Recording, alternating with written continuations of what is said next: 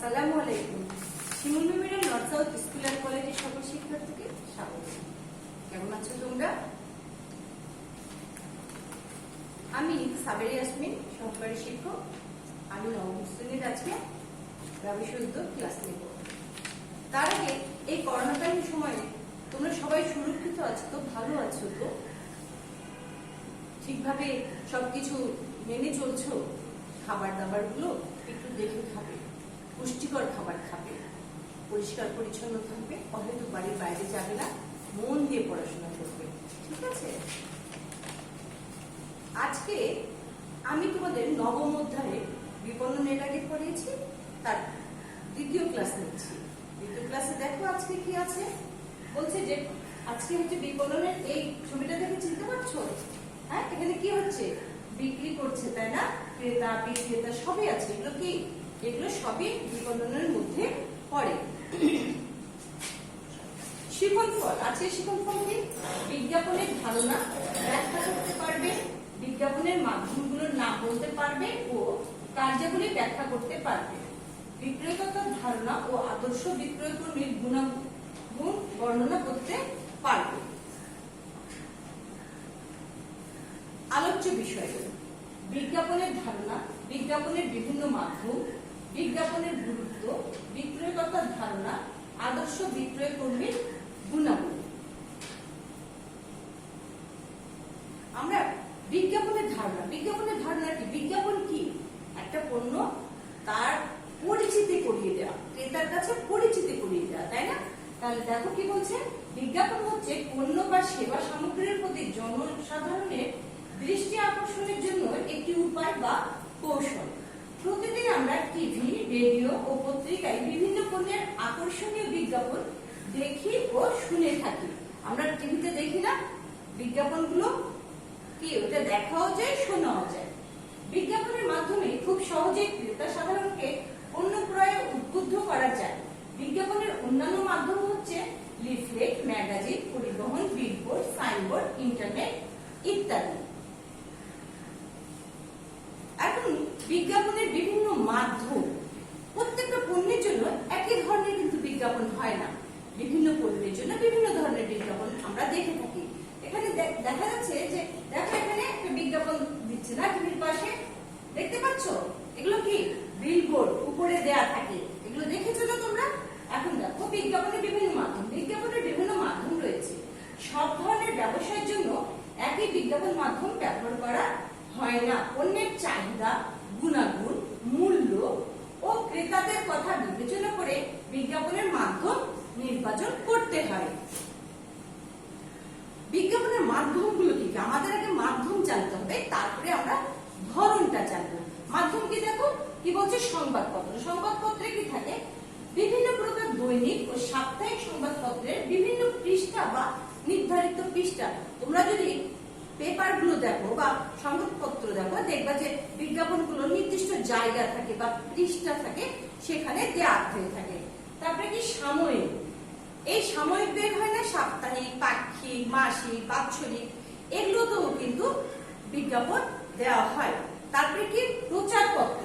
প্রচারপত্র কোনগুলো? আমরা যে প্রচারপত্র যে পেজে করে আমরা যখন পরীক্ষা দিতে তোমরা যাচ্ছ, তখন দেখবা যে তোমাদেরকে হাতে হাতে কিছু দিচ্ছে, তারপরে কিছু কাগজে মুদ্রণ করে এগুলো বিভিন্ন জায়গায় দিয়ে যায়। তো এগুলো হচ্ছে প্রচারপত্র। এগুলো কি করে? দেখো পণ্যের গুণাগুণ, বৈশিষ্ট্য, মূল্য, প্রাপ্তি স্থান, এগুলো ওর মধ্যে লিপিবদ্ধ করা থাকে। তারপরে বিজ্ঞাপনী ফলক। গুরুত্বপূর্ণ স্থান ও রাস্তার পাশে কাঠ বা হার্ডবোর্ডের বিজ্ঞাপনী ফলক। রাস্তার ধারে দেখা যায় না যখন কাঠের বা ফলকের লেখা থাকে, ওগুলো। প্রাচীর পত্র। জনসাধারণের চলাফেরা যেখানে বেশি, সেখানে দেয়ালে সুন্দর সুন্দর ছবি ও লেখাযুক্ত প্রাচীর পত্র। প্রাচীরের গায়ে লেখা থাকে, দেখবা সুন্দর করে আলপনা করে বা সুন্দর তথ্য ভিত্তিক কথাগুলো লেখা থাকে। এটা একটা মাধ্যম। আর কি আছে? টেলিভিশন। টেলিভিশনে কি হয়? দেখো টেলিভিশনে বিভিন্ন পণ্যের আকর্ষণীয় দর্শন শ্রবণযোগ্য স্লাইড। আমরা যেটা টেলিভিশনে দেখতে পাই সেটা আমরা শুনতেও পাই। রেডিও। রেডিওতে কিন্তু আমরা দেখতে পাই না, দেখতে পাই শুধু স্পষ্ট বিজ্ঞাপন শুনতে পাই, সৌজন্য বিজ্ঞাপন, বাণিজ্যিক বিজ্ঞাপন, তারপরে জিঙ্গেল, জাতীয় বিজ্ঞাপন, আঞ্চলিক বিজ্ঞাপন, এগুলো আমরা রেডিওতে পেয়ে থাকি। চলচ্চিত্র, সিনেমা হলে গেছো তোমরা কখনো? সিনেমা হলে দেখবা যে একটা সিনেমা শুরু হওয়ার আগে দেখবা একটা বিজ্ঞাপন দেয়, আবার মধ্যবিরতি যখন হয় মধ্যবিরতির সময় দেয়, আবার কখন দেয় একদম শেষে গিয়ে দেয়। পণ্য সজ্জা, সাধারণত কাঁচের গ্লাস দ্বারা বিভিন্ন রকমের পণ্য সাজিয়ে রাখে, এটাও একটা বিজ্ঞাপন। মেলা বা প্রদর্শনী, বৈশাখী মেলা, শিল্প মেলা, বাণিজ্য মেলা, কুটির শিল্প মেলা ইত্যাদিতে অংশগ্রহণের মাধ্যমে বিজ্ঞাপন প্রচার করা হয়। বিভিন্ন মেলাতে তোমরা গেছো না? আন্তর্জাতিক মেলা হয়, আমাদের কোথায় হয়? ঢাকায় হয় না? তারপরে রাজশাহীতে মেলা হয়, বই মেলা হয়, শিল্প মেলা হয়, এগুলোতে দেখবা বিজ্ঞাপন দেওয়া হয়। আর কি? নিয়ন আলো, এই নিয়ন আলো নমুনা, আমরা দেখি নমুনা, ক্রেতাদের বিভিন্ন রকম নমুনা প্রদান। তোমরা ওষুধ কোম্পানি দেখবা যে ডাক্তারদের কাছে স্যাম্পল হিসেবে একটা ওষুধের ছোট প্যাকেট করে, সেটা বা নর্মাল প্যাকেট হলো স্যাম্পল হিসেবে ডাক্তারদেরকে দেয়, এটা একটা প্রচার, এটা একটা বিজ্ঞাপন। আবার বই, যাদের বইয়ের দোকান আছে তাদেরকে এক্সট্রা ভাবে বই, বা টিচারদেরকে ভালো ভালো টিচারদেরকে ভালো ভালো বইগুলো দেয়, যেন তারা সেটা পড়ে তারা যখন বলবে যে হ্যাঁ এটা ভালো, তখন সেটা একটা বিজ্ঞাপন। আরেকটা কি? নিয়ন আলো, নিয়ন আলোটা কি? শহরের কর্মস্থল ও জনবহুল এলাকায় বৈদ্যুতিক নিয়ন আলোর মাধ্যমে বিভিন্ন দ্রব্যের, পণ্য দ্রব্যের আলোকসজ্জা। তোমরা দেখেছো? আমরা তোমাকে দেখাচ্ছি। নিয়ন আলোর এই বিজ্ঞাপনটা বর্তমানে খুবই জনপ্রিয়। হ্যাঁ, পরিবহন বিজ্ঞাপন, বিভিন্ন গাড়ি বা পণ্যের গায়ে দেখবা বিজ্ঞাপনের চিত্র এঁকে দেওয়া হয়, লিখে দেওয়া হয়, এটাকে বলছে পরিবহন বিজ্ঞাপন। আর অন্যান্য কি? Banner, festoon, signboard, gas balloon, আকাশ বিজ্ঞাপন। এখানে দেখো আমরা নিয়ন আলোর কিছু বিজ্ঞাপন তোমাদেরকে দেখাচ্ছি, বোঝা যাচ্ছে? এগুলো তোমরা দেখেছো রাস্তায়, এগুলো হচ্ছে নিয়ন আলোর বিজ্ঞাপনের মধ্যে পড়ে। এবার আসি বিজ্ঞাপনের গুরুত্ব, কেন বিজ্ঞাপন করা হয়, এর গুরুত্বটা কি? বিজ্ঞাপন না করলে কি পণ্য বিক্রি হবে না? সেটা ভাবতে হবে। আসলে বিজ্ঞাপন, তুমি একটা পণ্য তৈরি হলো, কিন্তু মানুষ যদি না জানে তার গুণাগুণ, তার ব্যবহার, তার দাম, তার প্রাপ্তির স্থান, কিভাবে হবে? এই জন্য এর অনেক গুরুত্বগুলোর মধ্যে দেখা একেবারে বিজ্ঞাপনের মাধ্যমে পণ্যের মান, মূল্য ও ব্যবহার বিধি ক্রেতা বা জনসাধারণের কাছে তুলে ধরা হয়। একটা পণ্যের কি মান, সেটা কেমন, তার ব্যবহার কিভাবে হবে, কোথায় পাওয়া যাবে, সেটা তুলে ধরা হয়। 2, বিজ্ঞাপনের মাধ্যমে ব্যবসায়ের সুনাম বৃদ্ধি পায়, যা ব্যবসায়ের একটি বড় সম্পদ। যদি একটা ভালো বিজ্ঞাপন হয়, ওই বিজ্ঞাপনের মাধ্যম দিয়ে সেই কোম্পানির নামটা মানুষের মুখে মুখে চলে যায়, এটা কিন্তু একটা বড় সম্পদে পরিণত হয়। 3 নম্বর, বিজ্ঞাপন পণ্যের প্রচারে গতিশীলতা আনে। পণ্যের চাহিদা, বিক্রয় ও মোট উৎপাদন বৃদ্ধি পায় এবং দেশের জাতীয় আয় বৃদ্ধি পায়। একটা পণ্যের বিজ্ঞাপন যে প্রচারটা হয়, তাতে বিক্রির গতিশীলতাটা বাড়িয়ে দেয়। যখন বিক্রি বেশি হবে, চাহিদা বেশি আসবে, তখন কি হবে? মোট উৎপাদন বৃদ্ধি পাবে এবং একটা পর্যায়ে এটা জাতীয় আয়, দেশের আয় বাড়িয়ে দেবে। বিজ্ঞাপনে পণ্যের চাহিদা সৃষ্টি হয় এবং ব্যবসায়ীরা সেই চাহিদা অনুযায়ী পণ্যের সরবরাহ নিশ্চিত করে। বুঝতে পেরেছো? যখন চাহিদা সৃষ্টি হয় বিজ্ঞাপনের মাধ্যমে, তখন ব্যবসায়ীরা কি করে? সেই চাহিদা অনুযায়ী পণ্য উৎপাদন করে। 5 নম্বর, বিজ্ঞাপনের প্রভাবে পণ্যের বাজার সম্প্রসারিত হয় এবং ব্যবসা বাণিজ্যের প্রসার ঘটে। ফলে কর্মসংস্থানের সুযোগও বৃদ্ধি পায় এবং বেকার সমস্যা সমাধান হয়। তাহলে কি? ব্যবসা বাণিজ্য যখন প্রসার লাভ করে, তখন যেখানে তুমি 10 জন রাখতা, সেখানে 15 জন, তারপরে 20 জন, তারপরে 25 বাড়তে থাকে। তাহলে কি হলো? কর্মসংস্থানের সৃষ্টি হলো না? এভাবে কর্মসংস্থানের সৃষ্টি হয়। তারপরে 6 নম্বর দেখো, বিজ্ঞাপনের মাধ্যমে জনসাধারণ নতুন নতুন পণ্য ও সেবা সামগ্রী সম্পর্কে জানতে পারে। নতুন পণ্য, এই নতুন পণ্য সম্পর্কে অনেক পণ্য আছে, উৎপাদন হয়, কিন্তু আমরা আসলে এর আগে ব্যবহার করি নাই, এখন জানতে পারে। কার মাধ্যমে? বিজ্ঞাপনের মাধ্যমে। 7 নম্বর, বিজ্ঞাপন সামাজিক ও নৈতিক সচেতনতা সৃষ্টি করে, যা সমাজ কল্যাণ ও উন্নয়ন সহায়ক ভূমিকা পালন করে। যেমন পণ্যের দোষ গুণ সম্পর্কে সচেতনতা, ধূমপানের ক্ষতিকারক দিক। তোমরা দেখেছো যে সিগারেটের যে ক্ষতিকারক দিকগুলো আছে, সেগুলো কিন্তু বিভিন্ন দেয়ালে, বিলবোর্ডে লিখে রাখা হয়। কারণ এটাও কিন্তু একটা বিজ্ঞাপন যেটা মানুষকে সচেতন করে। তারপরে এডস সম্পর্কে সচেতনতা সৃষ্টির ক্ষেত্রে বিজ্ঞাপনের ভূমিকা রয়েছে। আমরা এডস জাতীয় রোগের যদি আজ বিজ্ঞাপন বেশি না হতো, গ্রাম গঞ্জে সব জায়গায় কিন্তু এই বিজ্ঞাপনের মাধ্যমে সবাই জেনেছে এর যে ক্ষতিকারক দিকগুলো আছে, যে কারণে মানুষ সচেতন হয়েছে। আর বিজ্ঞাপন জনসাধারণের জাতীয়তাবোধ জাগ্রত করে দেশীয় পণ্য ব্যবহার ও ক্রয়ের ভূমিকা রাখে। কি দেশীয় পণ্য একটা স্লোগান আছে, তোমাদের মনে আছে কি? স্বদেশী পণ্য কিনে হও ধন্য, মনে আছে না? স্বদেশী পণ্য কিনে হও ধন্য, এটা কিন্তু একটা স্লোগান, এটা জাতীয় একটা স্লোগান। জাতীয় বিজ্ঞাপন দেশপ্রেম ও জাতীয়তাবোধকে লালন করতে উৎসাহ যোগায়। তাহলে এই ধরনের স্লোগানগুলো মানুষকে কি উৎসাহ যোগায় পণ্য কিনতে। এরপর আসি বিক্রয়কতার ধারণাটা কি, বিক্রয়কতাটা কি? বিক্রয়কতা হচ্ছে, বিক্রয়কতা বলতে বিক্রয় কর্মী ক্রেতাকে আকর্ষণ করা। একটা পণ্যের প্রচার হলো, কিন্তু সেটা কেনার জন্য আকর্ষণ করার যে কৌশল বা দক্ষতা তাকে বোঝায়। দেখো, বিক্রয়কতা বলতে বিক্রয় কর্মীর ক্রেতা আকর্ষণ করার কৌশল বা দক্ষতাকে বোঝায়, যার মাধ্যমে সে সম্ভাব্য ক্রেতার নিকট পণ্য বা সেবা সামগ্রী বিক্রয় করতে সক্ষম হয়। বিক্রয়কতা গুণে বিক্রেতা তার ব্যবসায় ও পণ্য সম্পর্কে ক্রেতাদের আস্থা অর্জন করে তাদেরকে স্থায়ী গ্রাহকে পরিণত করে। একজন বিক্রয়কতা পারে যে পণ্যটা যখন পণ্য সম্পর্কে জানবে, তখন তার প্রতি আরো আকর্ষণ করা, কিভাবে পণ্যটা কিনবে সেই কৌশলগুলো অ্যাপ্লাই করার ফলে কি হয়, পণ্য ক্রয় করে। এটা হচ্ছে ক্রেতাদেরকে আস্থা অর্জন করতে সহায়তা করে, স্থায়ীভাবে তারা এই পণ্যটার প্রতি আকৃষ্ট হয়। এখন একজন আদর্শ বিক্রয় কর্মীর গুণাবলী। বিক্রয় বিজ্ঞাপন সবই হলো, বিক্রয় যে করবে তার কিছু গুণ থাকা লাগবে। তার যদি গুণগুলো না থাকে তাহলে সেই তুমি ভালো বিক্রেতা হতে পারবে না। কি কি গুণ বলছে দেখো।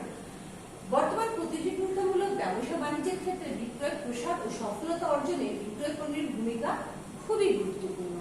অনেক ক্ষেত্রে ব্যবসায়ের সফলতা বা ব্যর্থতা একজন বিক্রয় কর্মী দ্বারা প্রভাবিত হয়। নিম্নে একজন আদর্শ বিক্রয় কর্মীর গুণাবলী বিশ্লেষণ করা হলো। গুণাবলীর মধ্যে কি পড়ে? আমরা প্রথমে শারীরিক গুণাবলী দেখব। শারীরিক গুণাবলী, একজন বিক্রেতার শারীরিক যে গুণাবলী সেগুলো কি কি? সুদর্শন চেহারা। সুদর্শন বলতে কিন্তু একদম ফর্সা হতে হবে, খুব সুন্দর হতে হবে তা না। সুদর্শন অর্থাৎ হচ্ছে সামগ্রিক ভাবে দেখতে ভালো লাগা, এটা একটা বড় তার জন্য গুণ। 2 নম্বর হচ্ছে সুস্বাস্থ্য। সুস্বাস্থ্য মানে কি? Fitness, body fitness. একদম মোটা, সুস্বাস্থ্য মানে মোটা সোটা কিন্তু না। সুস্বাস্থ্য মানে স্বাস্থ্যটা সুন্দর হতে হবে, একদম হ্যাংলা হালকা পাতলা যদি হয়, অসুস্থ হয় তাহলে তো হবে না, তাই না? তাহলে কাজ করবে কিভাবে? তারপর সুন্দর হাসি। হাসি দিয়ে বিশ্ব জয় করা যায়। লাখ টাকার কাজ তুমি যেটা করে আনতে পারবা না, হাসি দিয়ে তুমি অনেক কিছু এগিয়ে নিতে পারবা। তাই সুন্দর হাসি বিক্রয় কর্মীর একটি শারীরিক গুণ। আগ্রহ ও আন্তরিকতা। একজন বিক্রয় কর্মীকে অবশ্যই ওই পণ্যের প্রতি আগ্রহী হতে হবে এবং তার আন্তরিকতা থাকতে হবে, আত্মবিশ্বাস থাকতে হবে। বাস্তবে বলছে না, আত্মবিশ্বাস, আমি পারবো, আমি এটা ক্রেতাকে বুঝাতে পারবো যে এই পণ্যটা তাদের নিলে তাদের সুবিধা আছে, এই আত্মবিশ্বাসটা থাকতে হবে। তীক্ষ্ণ বুদ্ধিমত্তা, এই যে বুদ্ধি, এই বুদ্ধিটা তীক্ষ্ণ হতে হবে কোন জায়গাটাতে। এখন একটা দেখো, আধুনিক জিনিস তুমি নিয়ে গিয়ে যদি গ্রাম অঞ্চলে তাদেরকে বুঝাও, সেটা হবে না। তোমাকে বুঝে নিতে হবে আমার এই পণ্যের জন্য কোন কাস্টমার গুলো রেডি, কাদেরকে বুঝালে আমার এটা বিক্রি হবে। তাহলে তোমাকে তীক্ষ্ণ বুদ্ধিমত্তা হতে হবে, কারণ তীক্ষ্ণ বুদ্ধিমত্তা না হলে তুমি বুঝতে পারবা না তুমি কোথায় গিয়ে এটা অ্যাপ্লাই করবা, সেটা তোমার বের করতে হবে। ধৈর্যশীলতা, অবশ্যই ধৈর্যশীল হতে হবে। একটা মানুষ জিনিস কিনবে, সে হতেই পারে শুনে শুনে কিনলো না, তখন কি করবা? বকাঝকা করবা, রাগ করবা না, হাসি মুখে তাকে বুঝিয়ে দিবা। নাই কিনতে পারে, আজ কিনলো না, আগামীকাল কিনবে, তবে এখানে ধৈর্য হারালে হবে না। তার কিছু নৈতিক গুণ থাকতে হবে। আমরা শারীরিক গুণ বললাম, এবং নৈতিক গুণ কি থাকতে হবে? সততা ও বিশ্বস্ততা। সততা সবার আগে, সততা না থাকলে হবে না। তুমি একটা পণ্য একজনকে মিথ্যা বলে বিক্রি করে আসো, পরের দিন সে পণ্য নিবে না, তাহলে সে পণ্যের বাজার কি হবে? নষ্ট হয়ে যাবে। পণ্যের যেটুকু গুণ তোমাকে সেটুকু বিশ্বস্ততার সাথে বুঝিয়ে দিতে হবে। এবং কোম্পানি যখন বিক্রয়কর্তা হিসেবে তোমাকে বিক্রয়কর্মী হিসেবে নিয়োগ দিবে, তুমি যদি বিশ্বস্ত সততা না থাকে, তুমি যদি বিশ্বস্ততা না দেখাতে পারো, তাহলে সেখানে চাকরি থাকবে না। মার্জিত ব্যবহার, ব্যবহারটা কি সুন্দর হওয়া লাগবে, মার্জিত হওয়া লাগবে, ভদ্র হওয়া লাগবে। মেলামেশা করার ক্ষমতা, মানুষের সাথে মিশতে হবে। তুমি কথাই বলো না, হয়তো তুমি খুবই ভালো, খুবই জানো, সবকিছু জানো, কিন্তু তুমি মানুষের সাথে কথা বলতে পারো না, তাহলে তুমি বিক্রয়কর্মী হতে পারবে না। জেন্ডার সচেতনতা, তোমাকে পুরুষ নারী এই যে সম্মান বোধ, এটা থাকা লাগবে, তোমার ভদ্রতা থাকা লাগবে। তুমি একজন মহিলা কর্মী হতে পারো, তুমি যখন একজন পুরুষ ক্রেতার সাথে কথা বলবা, তোমাকে তোমার ব্যবহারটা সুন্দর সাবলীল হতে হবে। ঠিক তেমনি একজন পুরুষ বিক্রয় কর্মী যদি হয়, কোন মহিলা কাস্টমার যদি হয়, তার সাথে ভদ্র আচরণ করা লাগবে, তাই না? আমরা জেন্ডার সচেতনতাটা গুরুত্ব সহকারে দেখব। ইতিবাচক দৃষ্টিভঙ্গি, কোনো কিছু করার ক্ষেত্রে নেতিবাচক দৃষ্টিভঙ্গিটা আসলে কাজে দেয় না। তোমাকে পজিটিভ ভাবতে হবে। হবে না হবে, বিক্রি নিচ্ছে না, নিবে, এরপর নিবে, এরকম ইতিবাচক দৃষ্টিভঙ্গি থাকতে হবে। এছাড়াও কিছু গুণ থাকতে হবে, সেগুলো কি? শিক্ষা ও অভিজ্ঞতা। অবশ্যই শিক্ষিত হতে হবে। শিক্ষা কি? একটা মানুষের ভিতরের যে আলো, সেটাকে প্রকাশিত করার জন্য ভালো মাধ্যম। তারপরে অভিজ্ঞতা থাকতে হবে, বিপণন সম্পর্কে জ্ঞান থাকতে হবে, আর হিসাবে পারদর্শী হতে হবে। হিসাব যদি ঠিকভাবে না করতে পারো, তাহলে হবে হিসাবে পারদর্শী হতে হবে। তাহলে আজকে আমরা কি বিপণনের যে অংশগুলো পড়লাম, এরপরে কিছু মূল্যায়নের প্রশ্ন দেওয়া হয়েছে। দেখো কি বলছে, বিপণন কি কি কাজের সমষ্টি? মনে আছে বিপণন কি কি কাজের সমষ্টি? বলতো কয়টি কাজ? 9টি কাজ। কি কি? ক্রয়, বিক্রয়, পরিবহন, গুদামজাতকরণ, প্রমিতকরণ, পর্যায়িতকরণ, মৌখিকরণ, তথ্য সংগ্রহ, ক্রেতা বিশ্লেষণ। এর সমষ্টি হচ্ছে বিপণনের কাজের সমষ্টি। 2 নম্বর দেখো কি বলছে, স্থানগত উপযোগ কে সৃষ্টি করে? স্থানগত উপযোগ কে সৃষ্টি করে? পরিবহন। পরিবহন স্থানগত উপযোগ সৃষ্টি করে, এক জায়গা থেকে আরেক জায়গায় নিয়ে যায়। আচ্ছা, প্রতিনিধি কি? প্রতিনিধি কি?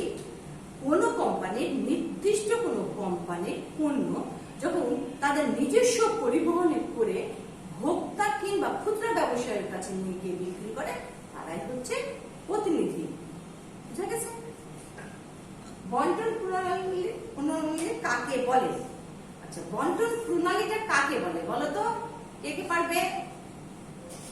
আমরা তো এটা শেষ করলাম, তাই না? অধ্যায়টা কি বলছে দেখো, যে প্রক্রিয়ায় পণ্য বা সেবা উৎপাদনকারীর কাছ থেকে প্রকৃত ভোক্তা বা ব্যবহারকারীর হাতে পৌঁছে, মানে পণ্য উৎপাদনকারীর কাছ থেকে প্রকৃত ভোক্তা বা ব্যবহারকারীর হাতে পৌঁছে, এই পদ্ধতিকে বন্টন প্রণালী বলা হয়।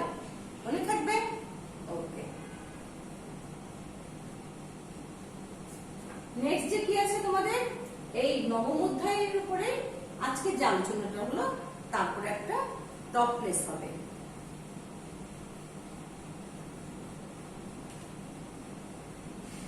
সবশেষে আজকের ক্লাস এখানে শেষ হয়ে বলি, তোমরা ভালো থাকো, সুস্থ থাকো, সাবধানে থেকো। ধন্যবাদ।